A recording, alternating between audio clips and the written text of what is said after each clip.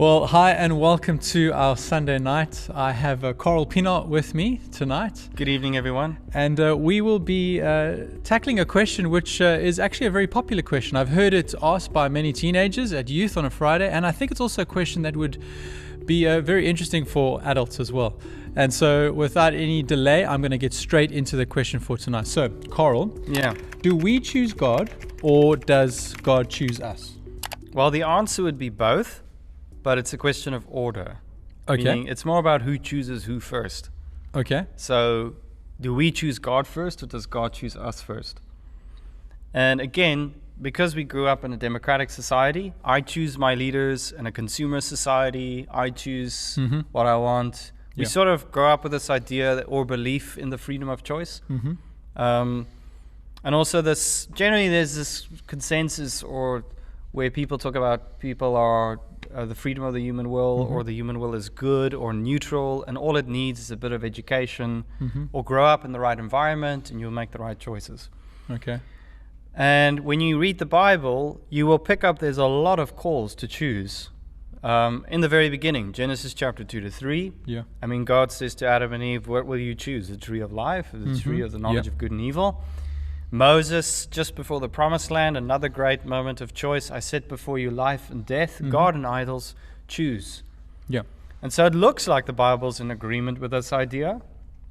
But when you read Genesis, when you read Deuteronomy, actually when you almost read every book in the Bible, you'll discover another idea. And that is that people seem to not want to choose God. People are in rebellion against Him. They turn their backs against Him all the time. The inclination of the heart, as Genesis chapter 6 puts it, is evil, always evil. Even in the book of Deuteronomy, which I just mentioned, after Moses says, I set before you life and death, he says these words, chapter 31, verse 27. He says, I know how rebellious and stiff-necked you are. Oh, that's already comforting. If you have been rebellious against the Lord while I'm still alive and with you, how much more will you rebel after I die? So he's going, I set before you life and death, but I know what you're going to choose. You're going to choose death. That's what you want. But he actually says a little bit before that as well, it's only when God works in you first, changes your heart, that you will choose and love Him. See what he writes in chapter 30, verse 6. The Lord your God will circumcise your hearts and the hearts of your descendants so that you may love Him with all your heart and with all your soul and live. And so you go, now, which one's true? Do we have to choose God? The answer is yes. But does God first need to choose us? And the answer is yes. And you start grappling with this mystery. So when you're looking at the Bible, like those passages you're talking about, Genesis, Deuteronomy, it seems like the Bible is calling us to do something that we can't actually do in and of ourselves. Or even to put it another way, that we don't want to do. That we actually don't even want to do at that point. Which is pretty sobering for us as humans. So the question is, why don't we want to choose God? Because that sounds insulting. Don't I want to choose God? Yes. But the Bible gives this answer from Genesis all the way, no, we don't want to. And there's a reason for it. And we can go to various parts of the Bible to look at it. But I thought for the sake of time, let's just look at one book of the Bible. I'd like to encourage you, by the way, after this video, go read the whole letter, because there's more to it than what we're going to say. And we'll also talk about some books you can go read up for yourself. But you can turn to your Bibles, or it will appear on screen, in the letter to the Ephesians. And we're just going to focus on one part, two parts actually in Ephesians. Ephesians chapter 2, verse 1 to 3, and chapter 1, verse 3 to 14, which hopefully will give us a bit more clarity on this question. But let's look at chapter 2, verse 1 to 3.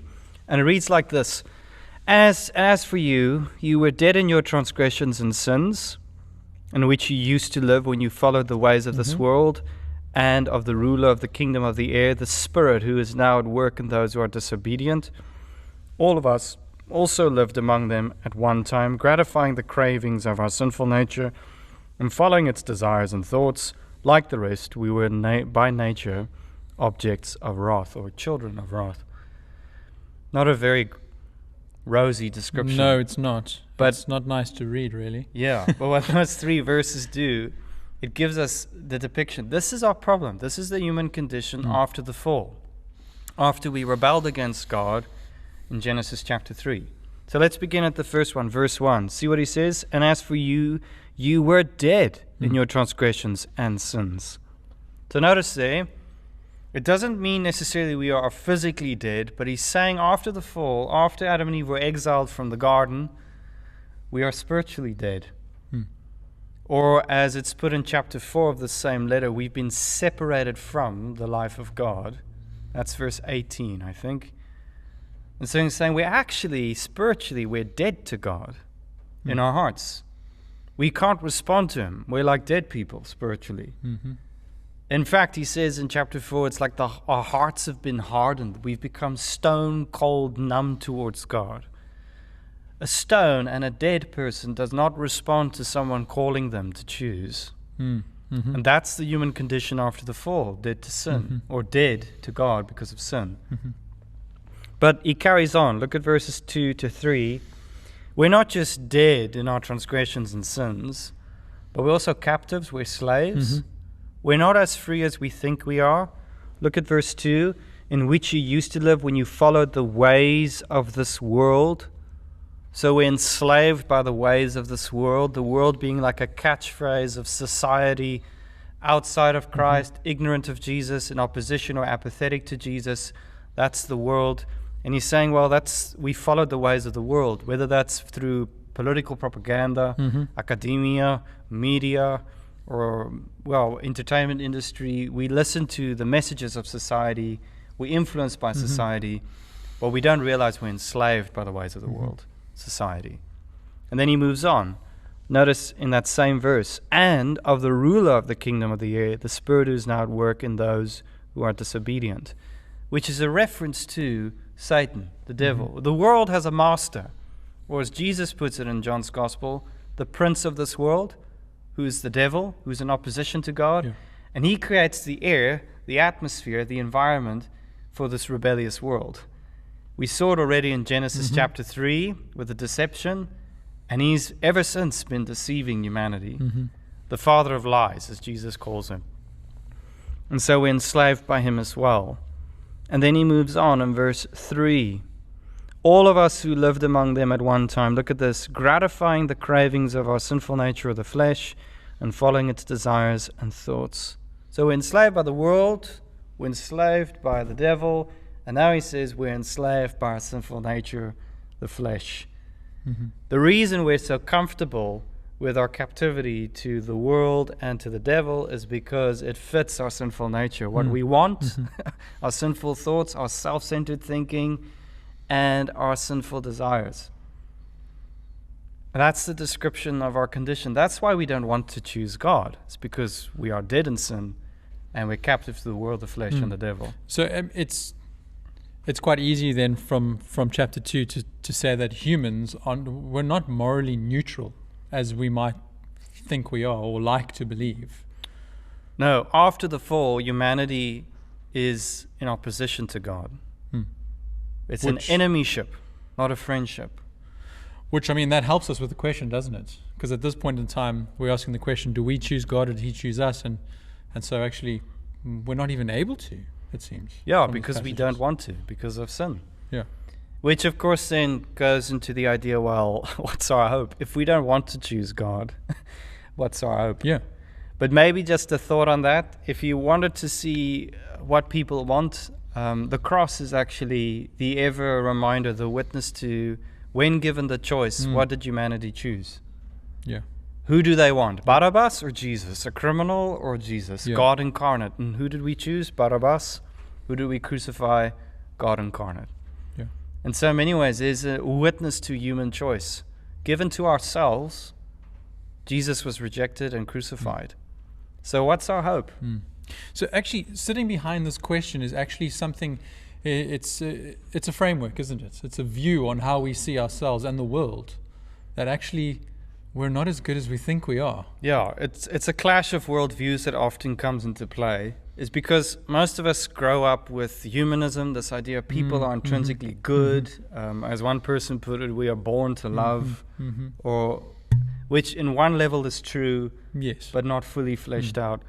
And this idea that the reason people become bad is because they made wrong choices or they grew up in a wrong environment. And those are partial truths. But the reason they are bad environments, the reason people make bad choices, because intrinsically we're all depraved. We've all have this sinful nature, and we all are enslaved by that threefold cord. It's interesting in these kinds of questions, and I guess we'll get more into it in the next few weeks. There's certain things that sit behind the questions that make us answer them in a certain way, which we think might be true, but actually the Bible is saying something differently at this point in time. Yes, and that'll happen a lot, not just in this question, but almost every aspect. Whenever you get to the Bible, it challenges you, as Paul puts it, to renew your mind in areas that you never thought need renewing. And this would be one of them. How do you view the human condition? How we are as people outside of Christ. Very important, outside of Christ. Yes, of course. But what's our hope? So we didn't want to choose God because we rebelled against Him. We're dead in sin. So in our hearts, we're dead to Him and we're enslaved. Now, what's our hope then? Well, Paul actually explores that way more in this letter. And he does it in the very beginning, in chapter 1, verse 13 to 14.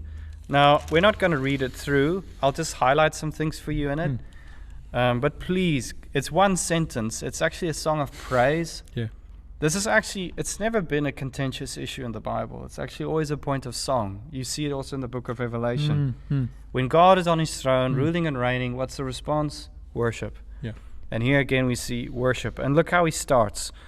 Verse 3, Praise be to the God and Father of our Lord Jesus Christ, who has blessed us in the heavenly realms with every spiritual blessing in Christ. So even though all this is true, he tells us that God the Father determined to bless us in Jesus. Now look at verse 4. So here's our hope. It's not that we want to choose God and so we chose God first. No.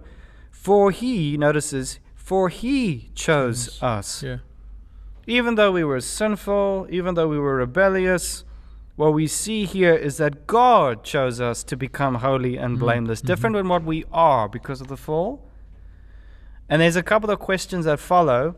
So, okay, how did He do it? Well, it's not because of human choice. Well, it's because it says there in verse 5. There we go. He predestined us to be adopted as His sons through Jesus Christ in accordance, notice this, with His pleasure and will. It's because it pleased Him and He willed it that we are chosen. It's not because we chose Him. It's because God willed it. It's not because we willed it. Okay, well, when did He do this? Did He do it now? Well, verse 4 tells us, for He chose us in Him, notice this, before the creation of the world. And look, you can't even wrap your head around that. I mean, before space and time, put it this way, before any words were written in the book, God chose us. Think about it. Before anything happened, if you believe in Jesus, you were always in God's plans. That's an incredible thought. You should almost pause the video and just think about it. So He willed it before the creation of the world, but then the next question, of course, is why? Why did He choose us? We are enemies to Him. We're dead in sin. We're in opposition to Him. We don't want Him, but why would He want to choose us before the foundation of the world? Well, there's two reasons here.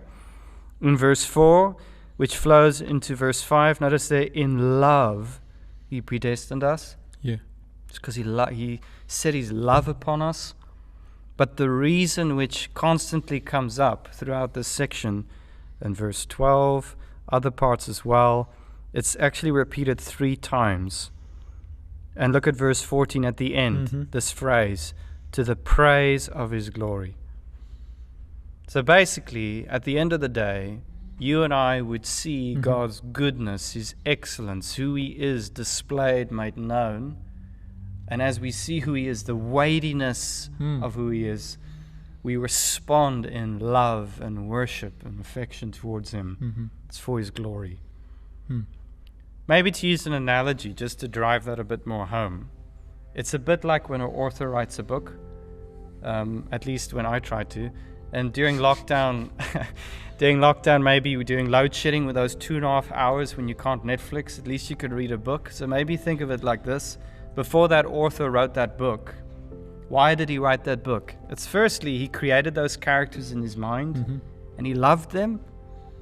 and he loves the story he created, and so he wants to write it. That's one reason. Another reason is he wants you and I, the reader, when we read the same story, when we get to know the same characters and even the genius and creativity of the author, we would share in his joy. And at the end of the day, when you finish the book, and I've done this when I've read a very good book, you just say, what a brilliant author. And you want to tell other people about it. That's exactly what this is all about. So that at the end of the day, we'd say, what a great God. To the praise of his glory. That's why he chose us. Carel, thanks so much. We've run out of time. There'll be some resources in the description below. Thank you so much for joining us, and we'll see you next week.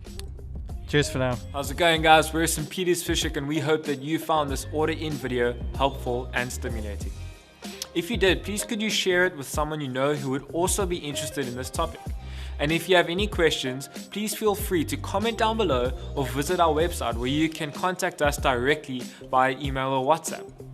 To find out more about why we are making these videos and what our church is about, check out the video on my right. And if you're interested in learning more about the answers that Jesus claims to have about the big questions of life, you should definitely check out our life series here on my left.